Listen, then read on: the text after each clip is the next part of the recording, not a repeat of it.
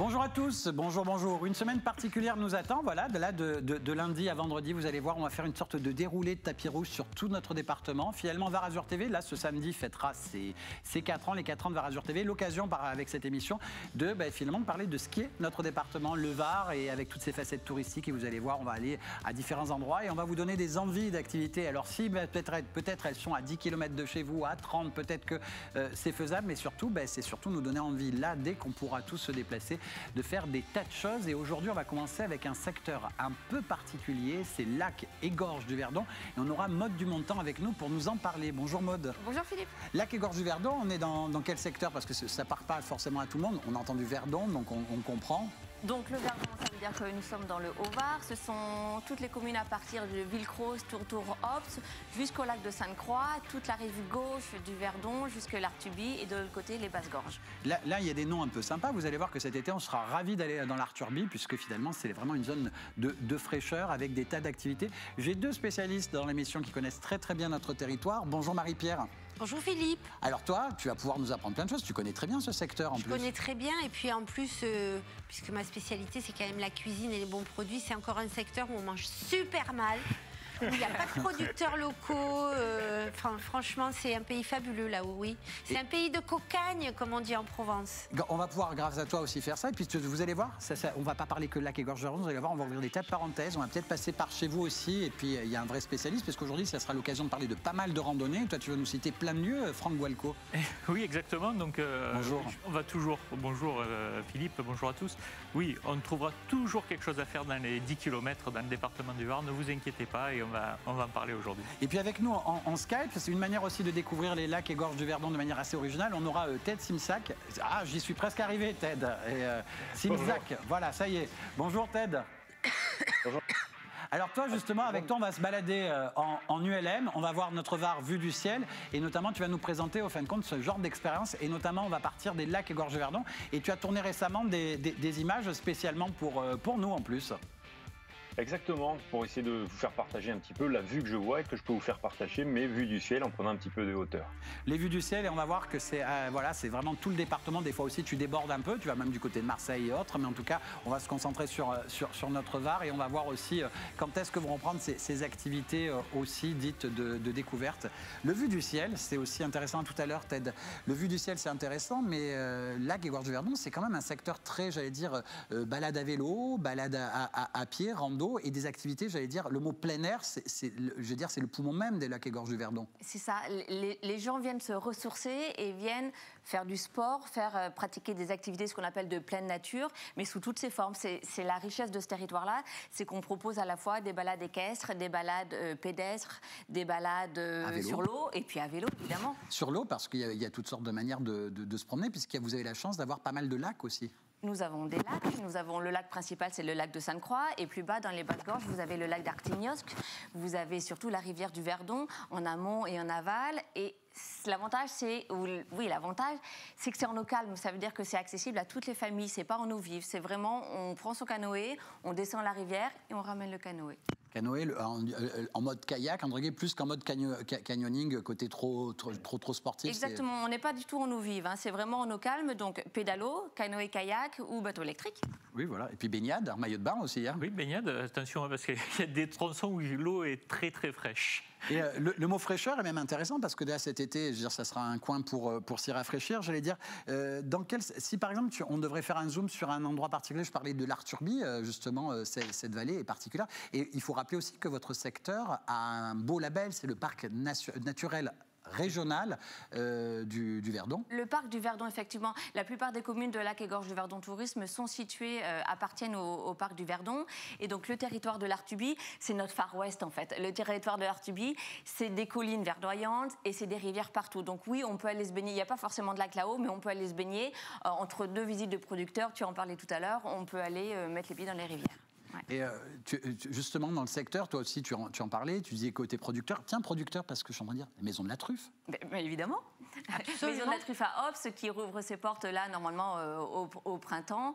C'est une visite, c'est un musée très moderne pour un champignon qui est très ancien et très, très tourné vers ludique, vers la famille. C'est assez éducatif, très intéressant à voir absolument. Et on peut manger sur place. Tu as raison, parce que justement, toutes les tables, je veux dire, sont, on va dire, on a un parfum de truffes toutes. Ah oui, Ops, c'est vraiment la capitale du sud-est de la France, parce que là, il faut faire attention quand on parle de truffes, mais c'est vraiment notre capitale à nous de la truffe. Il y a le marché aux truffes en pleine saison, qui donne d'ailleurs la cote de la truffe en ce qui nous concerne. Et c'est vraiment... Alors, on parle de la truffe, mais il y a plein de petits producteurs autour. Je pense, si on est un peu plus au sud, on va à Esparon-de-Palière, à quelques encablés. Vous avez Truc & Co qui produit des herbes aromatiques bio. C'est quand même aussi très local. Alors, c'est pas une exploitation qui est juste très locale, parce qu'elle exporte dans la France, voire même dans l'Europe entière. Et c'est une jeune dame qui a repris des terres ancestrales. Et en fait, au fil de l'eau, comme ça, moi, je ne vais pas forcément citer de particuliers, mais il y a du miel aussi. On va retrouver des productions comme des fromages de chèvre, mais on va retrouver partout, au fil des balades, à pied, à vélo, à cheval. Et moi, je voudrais juste mettre en avant une balade que j'adore, qui part de Montmélian-Plage et qui s'appelle la randonnée du Garde-Canal. Et ce que je voulais rajouter aussi de ce que disait Maude, c'est que c'est vraiment pour la famille. C'est que qu'on soit avec des petits-enfants ou que l'on soit très expert, notamment quand on est senior, on randonne dur, tout le monde va y trouver son compte au niveau du niveau et tout le monde va pouvoir participer en famille à des activités. Et ça, c'est exceptionnel. J'entends ce mot famille, amis, etc. Et je veux dire, les chevaux aussi, c'est quelque chose qui se pratique aussi beaucoup là-bas. Oui, alors... principalement dans l'Artubie, mais également dans les basses gorges du Verdon, à Artignos, que vous avez une balade, un centre équestre qui propose des balades dans les basses gorges avec les chevaux, les pieds dans l'eau, c'est assez sympathique. Génial. Toi, tu as l'habitude de randonner par là, toi? Oui, les randos sont exceptionnels. On a vraiment la classique dans le Grand Canyon du Verdon, donc avec ces appics spectaculaires. Donc, randonnée un peu difficile, mais comme tu le disais, c'est vrai que on en a pour tous les niveaux, pour tous les âges. On peut profiter à travers tout ce territoire. Et donc, moi, j'ai fait une expérience que j'avais présentée il y a un petit moment. C'est un vol en parapente, qui est, je pense, un des plus beaux spots du coin, au départ des Guines, avec un survol du Grand Canyon du Verdon. Et le faire au mois de juin, avec les champs de lavande en face, en fleurs, c'est exceptionnel. Voilà, donc c'est vrai qu'il y a des spots, des images comme ça. Le kayak, tout ça, c'est assez classique. Mais vraiment, il y a une richesse sur ce territoire qui est exceptionnelle. Alors, bien sûr, elle s'étend aussi sur tout le département. C'est vrai qu'on peut retrouver, faire des balades à travers le département et se retrouver comme ça à très peu de kilomètres. Randonner des points phares, tiens, nous donner quelques idées spontanément. Simplement pour passer, on va dire, des préalpes au littoral. Donc on peut partir sur la Londe, par exemple, la Londe Brégançon, qui est quelque chose d'un peu plus facile. Des randonnées qu'on peut faire également sur l'Estérel, donc avec la randonnée vers le Pic de l'Ours ou le Mont-Vinaigre. Donc là, vous imaginez, vous voyez, quand vous connaissez le département, les différences de paysages, et quand on se retrouve encore une fois dans le Verdon, on a ce panel qui est extraordinaire. On est dépaysé à chaque balade. On est vraiment dépaysé à chaque balade. Et là, justement, le dépaysement, c'est Ted Simsac qui va nous l'apporter. Toi, tu as la chance, finalement, Ted, de découvrir régulièrement et de le voir régulièrement. C'est ce département vu du ciel. Les lacs et gorges du Verdon, ce secteur-là, il y a un secteur qui est très demandé. Et je veux dire, les touristes viennent du monde entier pour le voir aussi vu du ciel, ce fameux secteur du département. C'est vrai, c'est parce que le site est connu au-delà de la France et qu'il amène beaucoup de touristes, soit par les lavandes, soit rien que par le nom Verdon. Et moi aujourd'hui j'ai un peu revisité la destination en faisant un simple vol, je veux dire, jusqu'au Verdon, qui s'est transformé avec le Covid en une vraie réflexion sur un circuit touristique autour du territoire ou des 7 paysages du Verdon. Donc dans un vol qui va durer entre 1h30 par exemple et 2h au départ de l'aéroport du Castellet, vous pouvez survoler à la fois les Basses-Gorges, le lac d'Esparon, le plateau de Valençol, le lac du Verdon, voir les gorges, revenir par exemple par Ops et les collines du Haut-Var. Et vous avez fait comme ça toute une première partie, une vision de la partie sud-ouest du parc naturel du Verdon. Le grand classique. Le grand classique, justement, comme disait Franck, c'est le grand classique? Le grand classique, alors c'est le classique, c'est le plus demandé, effectivement, c'est peut-être pour ça parce qu'il est classique. Après, moi je suis en train justement d'étendre un petit peu au-delà du lac pour aller chercher les autres territoires qui sont moins connus au niveau du parc naturel du Verdon ou sur d'autres secteurs du département, puisque quand moi je vais dans le lac, au lac du Verdon, je vais également traverser la Provence verte. Donc j'ai également fait d'autres circuits aériens aujourd'hui, qui sont autour, par exemple, de l'œnotourisme ou du tourisme religieux, en passant par la Sainte-Baume, Sainte-Maximin. Donc, je différencie mon parcours et je vais l'adapter en fonction de ce que les passagers souhaitent voir de leur département. En citant la Provence verte, en citant certains secteurs, justement, là aussi, on est sur le parc naturel régional de la Sainte-Baume aussi. Ce sont aussi des choses phares, c'est-à-dire que ce genre de label amène à vouloir voir ces secteurs du haut. Mais dans l'adaptation aussi, tu fais un truc un peu particulier, c'est-à-dire que tu veux aussi sensibiliser du côté écologique, c'est-à-dire qu'on a quand même un département qui est extrêmement vert, et tu le vois vu du ciel que c'est très vert chez nous. Oui, tout à fait. C'est les valeurs éthiques depuis le début de la conception des balades et de l'entreprise et de ma manière de travailler. C'est qu'au-delà des beaux paysages, c'est vraiment montrer ce qu'on peut pas voir ou ce qu'on n'a pas l'habitude de voir. Donc très rapidement, on voit l'immensité, par exemple, de la forêt qui nous entoure, parce que le département du Var, c'est le deuxième le plus boisé de France, et c'est assez remarquable vu du ciel.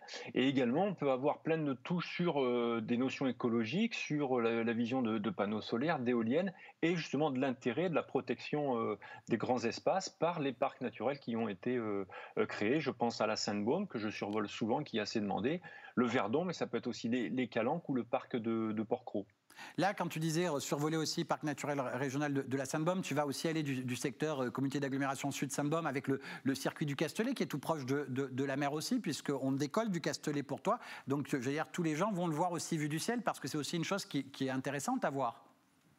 Oui, c'est aussi assez demandé. Alors en décollant à côté, voilà, on a en plus, j'ai envie de dire, le petit plus, c'est de voir ou pas des courses automobiles qui peuvent être faites sur le circuit. Et effectivement, après, je peux moi rapidement voler sur la mer, donc tout ce qui va être Bandol, Sanary. Et là, le bord de mer est assez aussi prisé, on le sait, de notre département. Tu en fais de très jolies photos en plus. Bientôt, en plus, on va retrouver ces photos. Tu pourras, dans quelques temps, tu vas créer un site web où on retrouve toutes ces photos vues du ciel aussi. Je me souviens avoir vu une des photos des deux frères à la Seine aussi, qui a été. Voilà, c'est la première fois que je voyais une photo comme celle-ci vue du ciel, parce que c'est une chance incroyable aussi. C'est-à-dire que pour nous, c'est-à-dire que demain, on va pouvoir aussi on prend des photos, des vidéos avec toi, et tu partages aussi cette expérience de cette manière-là pour nous laisser aussi une émotion et un souvenir de ce département. C'est vrai, le confinement a permis ça, c'est-à-dire qu'il y a eu à la fois des aides aussi départementales qui ont permis de redévelopper au niveau numérique le site internet qui est en cours de refonte et qui proposera à la fois une partie des vols, mais aussi une grosse banque d'images aériennes que j'ai pu prendre en s'appuyant sur de la vidéo, de la photographie aérienne ou de la photographie d'art pour que tout le monde puisse en profiter. Rezafly.com. On n'hésite pas, si à mon avis tu veux intervenir sur une thématique, Ted, on te reprend à l'instant. Chouette, il nous parlait de Vue du ciel Provence verte et il nous a parlé de certains lieux, etc. Moi je pense il est parcours dits religieux. Chez vous, vous avez trois lieux phares, notamment. Oui, nous on a travaillé avec Ted, on travaille avec Ted. On a 3 sanctuaires que sont la basilique de Saint-Maximin, la grotte de Marie-Madeleine qui est située à flanc de falaise sur la Sainte-Baume, et puis Cotignac, Notre-Dame-de-Grâce. Et Notre-Dame-de-Grâce, on ne peut pas le dissocier de Saint-Joseph, qui est juste à côté du monastère de Saint-Joseph. Donc voilà, et nous sommes labellisés villes et sanctuaires de France. C'est-à-dire que c'est ça, c'est-à-dire que traverser le département, c'est s'arrêter, faire des pauses, parce qu'en fin de compte, pour revenir par chez vous, on passe par plein d'endroits, plein de lieux, et c'est plutôt chouette. Même chez vous aussi, ce qui est intéressant, c'est que Quinçon est tout à côté, c'est à 300 mètres à peine. Oui. C'est de l'autre côté du pont, en fait. Ouais, voilà. Tout est de l'autre côté du pont. Voilà, nous, on est évidemment Varois, mais il y a tellement de richesses à 1 km, à 10 km, à 30 km. Oui, il ne faut pas hésiter à traverser les ponts. Parce qu'il y a un très beau musée de la préhistoire aussi à Quinçon. C'est-à-dire que venir là, c'est aussi aller piocher à côté. Chez vous, il y a plein de lieux aussi au niveau culturel. Sous le côté, j'allais dire, randonnée et balade, je pense à un lieu à ciel ouvert avec des sculptures monumentales qu'il y a chez vous. Oui, bien sûr, le musée de Faille-Code qui se situe sur la très jolie route perchée entre Tourtour et Ops. C'est un musée en plein air, en fait, qu'il y a des statues monumentales gigantesque. Monumentale. Monumentale, voilà, plutôt. Et assez blanche. Et on parlait de couleurs tout à l'heure, il y a des contrastes de blanc, de vert. Et en remontant dans le Verdon, de bleu, de turquoise, oui, il faut visiter. Ce lieu, musée Pays de Caunes, voilà, il est à voir. D'autres petites visites, si tu pouvais nous en citer quelques-unes.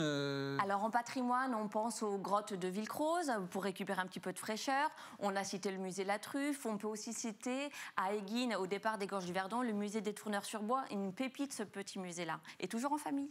Il y a ça, musée de Feuille-Code, etc. C'est-à-dire que c'est aussi la découverte d'eux. On parlait à l'instant de cette balade extérieure. En rando, si on va du côté de bord de mer, je suis sûr que si on cite le Rieul Canadel, tu penses à un lieu... Le Rieul Canadel, alors à partir du Rieul Canadel, c'est un petit peu compliqué de balader puisqu'il n'y a plus trop de sentiers du littoral. Mais on a cette piste cyclable du littoral qui nous permet de balader à pied et en vélo et qui nous mène directement en plus au jardin du Rieul, au jardin des Méditerranées. Déjà du Rieul, domaine des Méditerranées. Jardin des Méditerranées. Voilà, exactement. Domaine du Rieul, qu'est-ce qu'il a d'exceptionnel, notamment déjà, c'est une conception, hein, c'est le paysage, quand on arrive là, le cadre, et c'est de retranscrire à travers tout son territoire en front de mer, hein, puisqu'on descend jusqu'à la plage, un petit peu tous les paysages du monde. Et donc les climats méditerranéens qu'on retrouve en Nouvelle-Zélande, en Australie, en Californie. Et on a tout ça rassemblé sur une toute petite surface. Et en faisant cette balade à travers ce parc, on part de chaque côté de la planète. On arrive à voyager en très peu de temps. Ce que tu dis, regarde, on en voit des images notamment. Là, Exactement, voilà, c'est l'exemple type. Donc on est sur des adaptations plutôt désertiques avec des agaves, des dasilérions, voilà, donc des plantes vraiment de milieu désertique. Quand on va redescendre dans des vallons un peu plus humides, on va retrouver des fougères arborescentes, par exemple, un petit peu comme en Nouvelle-Zélande, puisqu'on est sur ce type de climat. Une collection de bambous aussi. Oui, dans la partie humide, on a cette collection de bambous. Donc on a vraiment cette diversité végétale des climats méditerranéens à travers le monde. Donc, et justement aussi dans cette partie, on va dire, humide, en saison estivale, donc on ressent cette fraîcheur, c'est très agréable. Et en plus, ils ont, quand on arrive sur la plage, un petit parcours sous-marin. Donc vous pouvez faire une petite balade de palmiers et vous avez un parcours sous-marin qui est très très joli. Ça, c'est très sympa ça, les balades palmiers. Il y en a à Port-Cros aussi, il y en a ailleurs, il y en a un petit peu partout sur le littoral. À Sainte-Maxime depuis l'année dernière, voilà. Donc ces parcours sous-marins où on a vraiment accroché, donc en saison, hein, puisque on a des bouées qui sont déposées pendant la saison hivernale. Donc avec des informations, vous pouvez le faire avec les enfants aussi. Vous accrochez, vous avez les panneaux et vous descendez et vous voyez. Bon après c'est aléatoire aussi, puisque les poissons ne sont pas figés, mais ça permet de découvrir les avec fonds. un t-shirt. Ah oui ? Pour les coups de soleil. Pour les coups de soleil dans le dos. Très bien. Ah oui, parfait, d'accord. Moi, surtout pour les enfants, les parents, on s'en fiche, mais les enfants, c'est mieux de les protéger. Voilà. Ayant une peau méditerranéenne, je ne comprenais pas ta remarque. Je me disais, mais de quoi elle parle ? Et ça, c'est joli parce que c'est-à-dire ce département rando, vous, en tout cas, on a voulu faire ce zoom particulier sur l'idée randonnée pédestre, kayak, etc. Parce que c'est toutes ces... Est-ce que le mot rando, balade plein air, loisir, est-ce que c'est le mot qui résume un peu la quai Gorges du Verdon ? Oui, c'est ça. C'est vraiment les activités de pleine nature. Il faut bien se dire que tout est accessible à tous les niveaux. Je me répète, mais il y a vraiment, si on parle du sentier phare au cœur du canyon, puis on parlait tout à l'heure, c'est le sentier de la Bue, c'est un petit peu technique, il faut bien compter 6 heures, il faut être bien équipé et bien préparé. Mais d'un autre côté, faire le tour du lac à pied, sur la piste, au bord du lac de Bauduin, on a ces jeux de couleurs dont on parlait tout à l'heure, et ça, c'est vraiment accessible à tout le monde. Donc oui, une richesse de randonnée qu'on retrouve sur le site internet. Quand tu parles de Bauduin, d'un seul coup, je vois village aussi, parce que vous avez aussi des villages, le mot, est-ce que c'est village de caractère ou pas dans le secteur ? On a plusieurs choses. Voilà, parce que je savais qu'il y avait une liste incroyable. On a d'abord le village phare de Tourtour, qui est un village perché, c'est le village dans le ciel. Lui, il a le label des plus beaux villages de France. Et ensuite, vous avez les villages qui sont classés villages de caractère du Var, comme Villecroze et Ops. Village de crèche. Village de crèche. Moi, ce que je veux vraiment dire aux gens qui soient natifs d'ici ou qui soient des amis, enfin des touristes, des visiteurs, c'est que quand on va dans le Verdon, où qu'on soit, c'est la nature qui nous accueille. C'est-à-dire que dans le Verdon, c'est un espace naturel. On n'y rentre pas n'importe comment. D'abord, vous allez peut-être rencontrer des éco-gardes. Les éco-gardes, ils sont là pour nous aider, pour nous éduquer. N'hésitez pas, même si vous avez des enfants, à leur faire poser des questions. Non, mais moi, je trouve qu'on a des éco-gardes extraordinaires qui prennent beaucoup de temps, qui sont très pédagogiques, donc il faut en profiter. Et puis le Verdon, il ne faut quand même pas oublier que malgré tout, c'est un territoire, enfin le fleuve, hein, c'est quelque chose d'hostile, mais c'est aussi quelque chose qui a été dompté par l'homme et qui nous donne notre indépendance énergétique.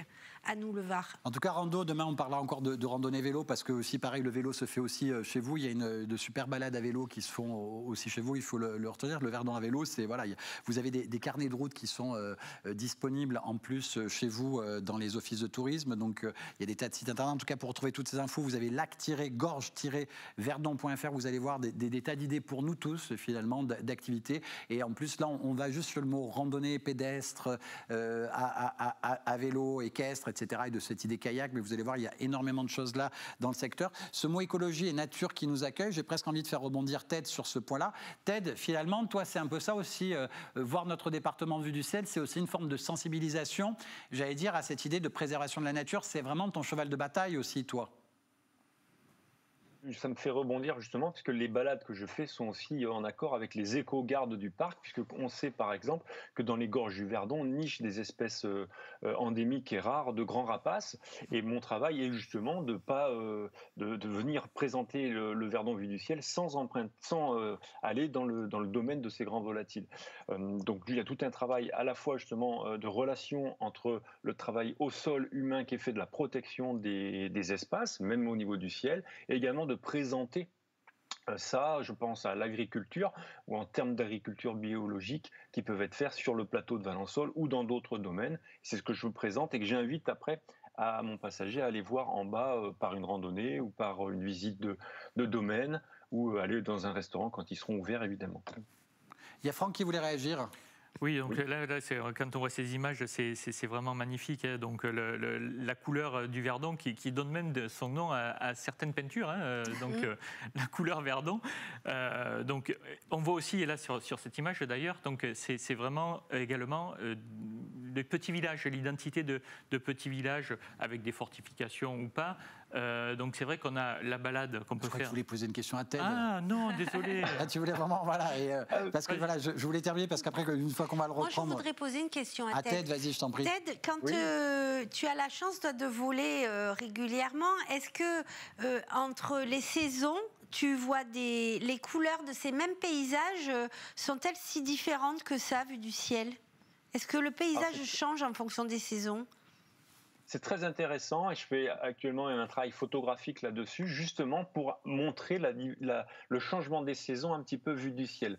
Une particularité avec le lac de Sainte-Croix, c'est que lui ne va pas changer de couleur, par exemple. Il changera de couleur simplement avec l'intensité du soleil. Le fond va rester, là on le voit très bleu, mais moi je le vois très vert, voire des voies fluo, c'est assez intéressant. Et après ce qui change, c'est les couleurs des saisons vues du ciel, encore une fois aussi, selon où on est placé dans le département. Donc je peux avoir des forêts, je pense à la Sainte-Baume qui va être très un peu comme de l'érable, rouge, jaune, et puis on va avoir des forêts très sombres, etc. Donc ça c'est un travail que je fais artistique, photographique. Voilà. Ben écoute, merci Ted, et ça donne envie, c'est vrai, voilà, et comme j'entends, c'est-à-dire tout au long de l'année, c'est-à-dire que c'est pas que quand il fait beau, etc. Oui. C'est des choses qui se découvrent tout au long de l'année aussi. L'expérience, la plupart des gens sont surpris, c'est-à-dire qu'ils ont une forme d'appréhension au départ, mais cette appréhension passe très très vite parce que finalement ils sont vite, j'allais dire, muets et subjugués. Généralement, c'est cette émotion-là première qui arrive chez les gens. Exactement. Alors il y a l'effet du décollage parce qu'on ne connaît pas. Et une fois qu'on est en l'air, au bout de 20 secondes, on est émerveillé et on ne sait même plus regarder tellement on a de choses. Et c'est mon travail justement de guide pilote, d'orienter le regard vers les belles choses à regarder. Et d'être aussi guide touristique, puisque tu apprends aussi plein de choses à plein de gens, voilà, par ce biais-là aussi, voilà, parce que tu as pris le temps aussi d'apprendre. C'est beau de voir son secteur vu du ciel, non? Je suis ravie. J'ai envie d'y aller en vacances. Et ben voilà, ben écoute, c'est une bonne idée. En tout cas, dans peu de temps, on pourra tous y retourner. Et donc, c'est ce verdon qui est la couleur verdon. Oui, oui, c'est ça. C'est une couleur inoubliable. Et c'est vrai que je voulais quand même le dire. Donc, au-delà de la couleur, donc, si on déborde de cette rivière, d'ailleurs, c'est vraiment également magnifique au niveau des villages perchés, des villages fortifiés, au niveau des forêts, puisqu'on est dans les Préalpes, mais il y a une partie du parc qui est sur des terres plutôt garrigues. Donc on a cette diversité qui était annoncée de paysages et de couleurs, et en toute saison surtout. Eh bien ça, c'est le résumé de cette semaine qui nous attend. Vous allez voir, on va découvrir plein de secteurs, plein d'endroits, plein de lieux, s'il vous plaît, et plein d'endroits, plein de lieux, et puis des idées visites, terroirs, etc., etc. Et ça va se dérouler comme ça tout au long de la semaine. On va aller du côté de Flassan, on va aller du côté de Saint-Cyr, on ira du côté de Saint-Raphaël et tant d'autres villes du département. Je vous souhaite une très bonne semaine. Et puis voilà, donc voilà, c'est une semaine un peu 4 ans Var Azur TV. Merci Franck Walco. Merci Marie-Pierre Emmerich. Merci. Et merci à Maud Dumontant qui est venue spécialement des Lacs et Gorges du Verdon. Merci, et puis Maud. plus d'infos sur visitevar.fr. Et puis sinon, sur Insta, #Verdon Expérience. Merci. Merci Maud. À bientôt. Au revoir. À bientôt. À bientôt. Au revoir à tous.